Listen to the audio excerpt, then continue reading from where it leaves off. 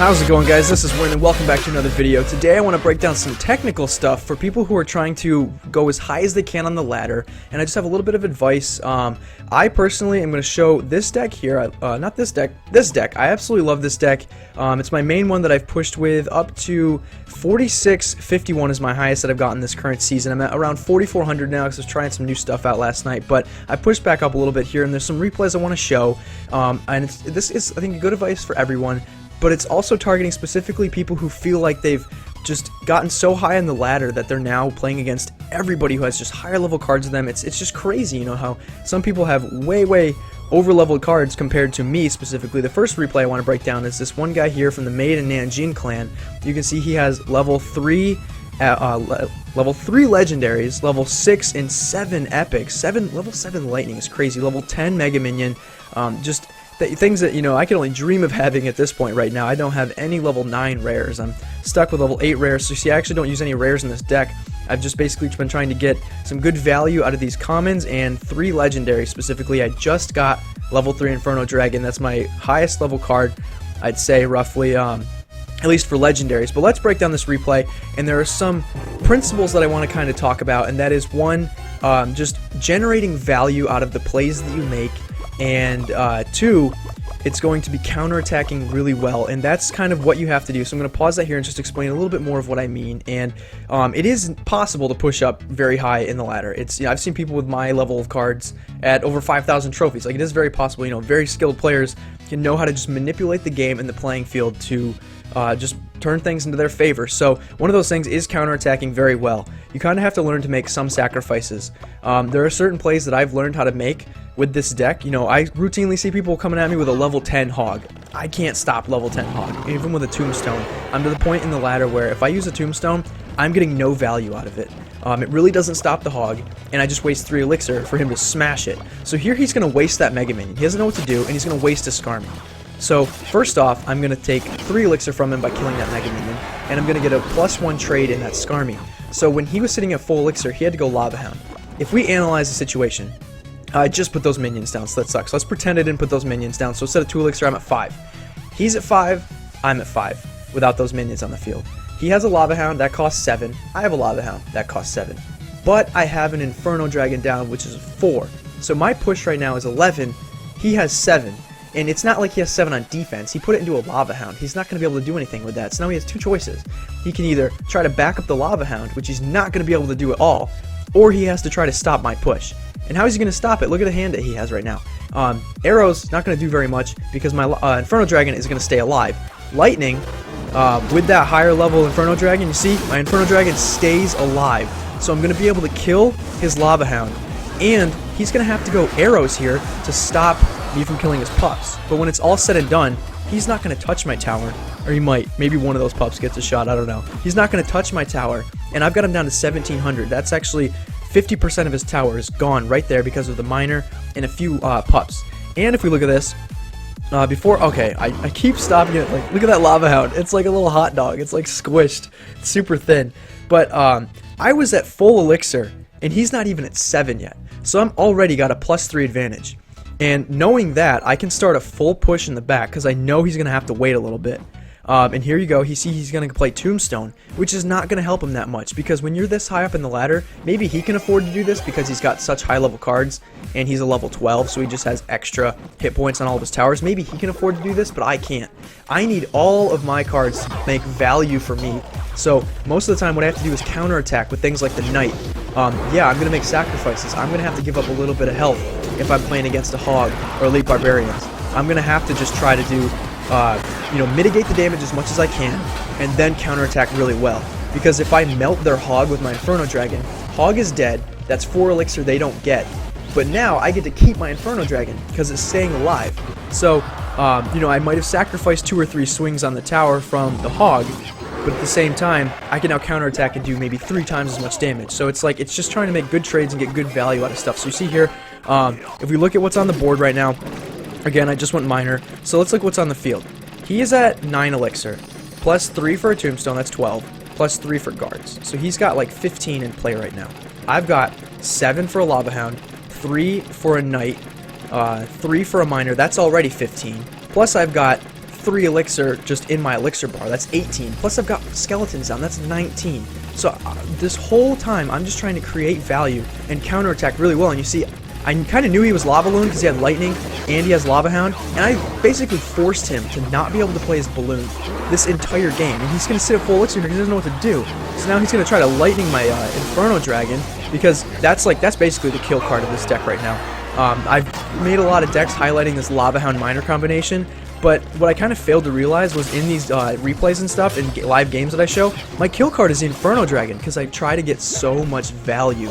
I personally can't afford to play cards like Royal Giant, Elite Barbarians, or Hog, because mine are so just under-leveled compared to my opponents. I don't have level 10 Hog, I don't have level 12 or 13 Royal Giant or Elite Barbs, I only have like level 11, and a level 7 Hog is actually super low for being at 4,600 trophies, is a level 7 Hog, so I can't afford to just play cycle decks like that, because my Hog dies before it even gets to the tower, and I literally generate no value from it whatsoever. I need to, so when you're this high up, wherever you are, you know, if you're a level 3 that managed to make it to like Arena 6 or something, like, and you're just playing against people who are way higher than you, you need to be able to just generate good value. So, and that's where my Inferno Dragon comes in, and that's where my Miner comes in, and things like that. It's just good trades all the time across the board. I keep mentioning Hog, so maybe I can show you how this went down. I don't know if this guy gave up. He might have given up, because I don't normally 3-0 Hogs, but we'll see. I don't remember this game, actually. I played it a while ago.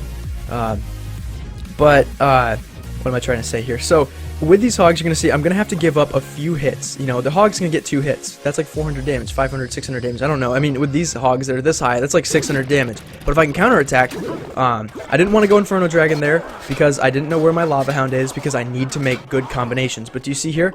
Now, if we look at this, I killed the Hog. But the beautiful part about it is I get a Knight now. On whatever kind of attack that I'm going to try to go on, I get a Knight. That's like bonus. That's like a 3 bonus elixir. Plus, he's sitting at full elixir, and he's letting me regenerate almost half of another elixir. So I basically just have a 4 elixir advantage because I killed this Hog. And his Hog actually only did 1 hit to my tower. So it's basically trying to counterattack. Now, I don't want to keep pausing it too much, but if I had put down a Tombstone, like I mentioned before, that wouldn't have done very much, because the Tombstone doesn't move. It's a building. It's not going to help me on my attack. And at this point, I need everything I can get. Now, you see, there's a Skarmy there, and I went Inferno Dragon. You're probably thinking, what are you doing? That's so dumb. Inferno Dragon's just going to get, like, it can't kill those skeletons, but that's exactly the thing that I want. You see how the Inferno Dragon is literally getting held up by those skeletons? I'm holding it in place as long as I can. So now, I can get that Inferno Dragon in with a Miner, and he went Dark Prince on the side of the Miner, and look at that. Before the Dark Prince could kill the Miner and get out of the way, or get in the way, and before he put the Skarmy down, the Inferno Dragon killed that tower immediately. That's so much value that I just got out of that one card. And that's what you just try to do. So if you look at the board now, I had an Inferno Dragon, I had a Knight, so I had 7 elixir on the board, and we were tied. So it's just constantly trying to create value. So it is going to die, so that's not a very valuable thing to have. And you also see how I counterattacked pretty well. Like basically off that Hog attack, through a series of events, I was able to get in there and destroy his tower without really giving up too much elixir. I didn't overextend myself. So now he's going to go Miner with a Hog. So I'm going to go Inferno Dragon on the Hog, and then I'm going to go minions there. And see, it's only down to 1870. So I countered with 7. I countered his 7 with 7 of my own. But the beautiful thing is his 7 is gone. That Miner's dead. That Hog is dead. My minions and my Inferno Dragon are untouched. So you see, now to add more value with this deck specifically, if you want to try it out, this is a great play. I love doing this. Go Knight in the middle, and then it's going to just distract everything, and that Inferno Dragon can just sneak in, no problem. See that? We're going to kill that Dark Prince. That's a huge amount of value we just made. And look at that, Inferno Dragon is going to sneak in. There's nothing he can do about it. He has poison in his hand. That's not going to do much, because that's like a time-sensitive thing. It's going to take 8 seconds to kill that Inferno Dragon, and that got in there. That was actually a really easy game. I forgot that I got in there and killed him with that. I win a lot of games like that. Hopefully there's a Royal Giant replay that I can share with you, because that's really, really common if you're this high up, and it's just super annoying too. There's only Barb Hog one. I lost to that Royal Giant Hog guy. A lot of it does come down to cycling and the opening hand that you get. Some people like to hide the Royal Giant, and then that really messes me up, because like I need to counterattack. And if I commit with my Inferno Dragon, because I think they don't have and Royal Giant, then I'm kind of screwed. But I had a bunch of losses here. Not looking too good there. Oh, and then this is actually down in challenges. So I don't have a Royal Giant deck to show you, but I can show you a Hog Elite Barbarians. That was a 2-1 victory. It is really hard to play against Elite Barbarians with this deck. You need to have your Knight and your Skeletons and stuff ready to go. But then again, like I said before, it's really about counterattacking. If you can even get like your Lava Hound to melt one of the Elite Barbarians, like it all just works out that way. So let's see, I'm going to just cycle around Skeletons. This deck is only 3.3, so it is actually really cheap. So here we go, I'm going to try to kill this Lumberjack. The Lumberjack dies first, so the Hog is going to rage. He's going to waste his Zap. But now, like I said before, he did a bunch of damage. We're going to have to make sacrifices, we know that. We're up in Elixir right now, and I have a Knight on the board with some minions. The minions are going to die, so like that doesn't really count. But now we're at full Elixir, and I know he's down. He's barely at 7. I can't do anything about that Knight, so the Knight's going to get 2 shots. Now, if you think, wow, you gave up so much damage to that Lumberjack and that Hog. Yeah, I did. I gave up 1,000 damage. But he just gave up, like, almost 400, too. So, it all evens out. It's amazing how, like, different elixir exchanges will always equate to damage. Like, it will always just happen. It's like they were so mathematically sound in how they created this game. So here comes the Electro Wizard. That's really tough. I think this is actually a pretty impressive win, considering Electro Wizard, I do lose to it probably more times than I do win against it. It's really tough. But see, I lure out those Elite Barbarians. Trying to kill that Electro Wizard, but it's down pretty far, so I don't think it's going to actually do very much there. So Electro Wizard's going to, you know, just take out that Lava Hound. My pups can kill it, so there's just a little bit of value. And now the pups are going to do a significant amount of damage to that tower. We took the lead.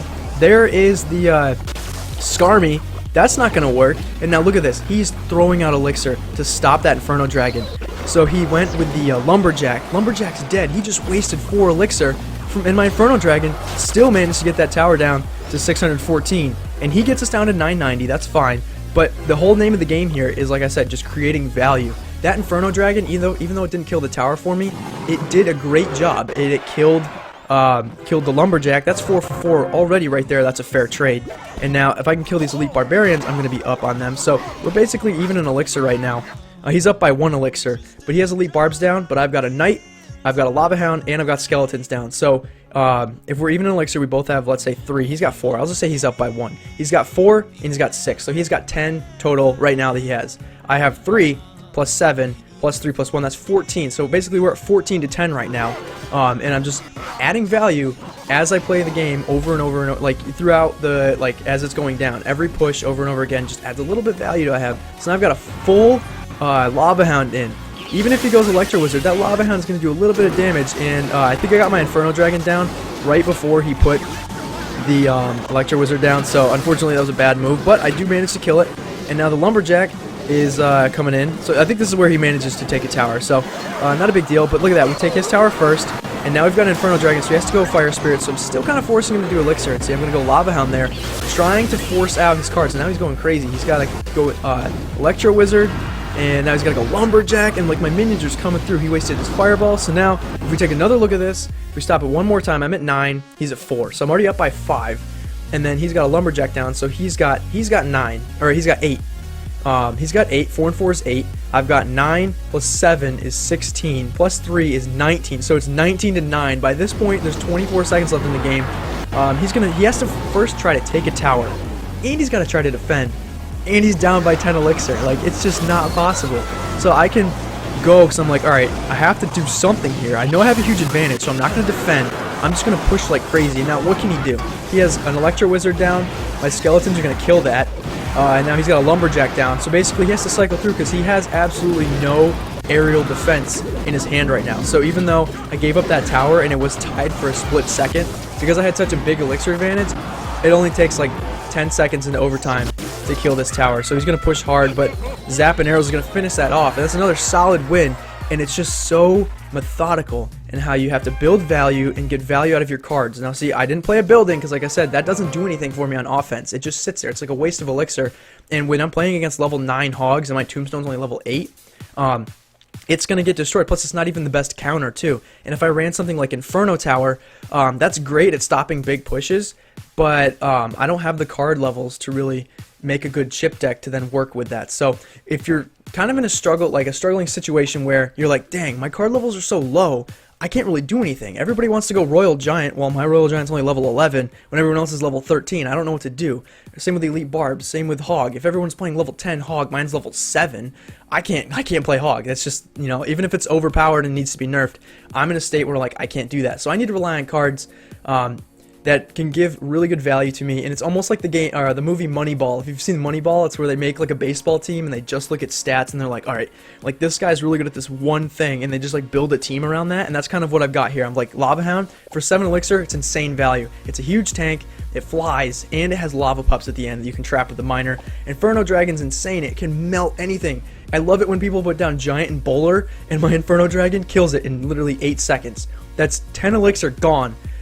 For free, and my Inferno Dragon's still untouched, and I probably have a Lava Hound in front of it too, because once I see Giant Bowler, I can set up the most insane counter attack that you've ever seen, and it's great. So I really love this deck. I mean, it's frustrating. Some people just have such high level cards, and if I don't have a good hand, they don't have a good hand. Like I'm playing up in an area that I don't really feel comfortable because it's just I'm crazy out leveled. But that's where skill comes in. That's where you have to be a good player, and you can't just play cards that are like spammy and stuff. Like you really have to build a deck that suits your card levels and your play style, and can still create good value and good plays for you, and especially counter attacking. That's what this Inferno Dragon's for. You gotta make sacrifices. I know that Hog's gonna get 3 hits on my tower, but if I can melt it with my Inferno Dragon, it's not a conventional counter. But then again, when you're up this high and you have to play against people way higher level than you, you have to play an unconventional play style. So anyway, guys, I hope this helped you. Let me know where you're at, and if you're struggling with the same situation I'm in. I know, I've literally played against level 13s and like 12s with max level cards, and I'm like, I'm level 11. I know it says I'm barely level, or I'm almost level 12, but I have a ton of donations and things like that. So where I'm at right now, it's difficult, especially because I didn't realize at first I donated all the good cards, like Elite Barbs and Royal Giant Hog. The reason I don't have so many of them is because I donated all of them because everyone would request them because they're like some of the best cards. So I kind of got hurt there on my account that way because I donated all the good cards away. But anyway, I think I've done a pretty good job with this deck. It works pretty well. It's got all the counters in there for the main cards that you're going to play against. So try it out. Let me know how you like it. And as always, guys, thank you so much for watching. Subscribe for more Clash Royale strategies and content like this. But as always, thanks so much for watching, and I will see you guys next time.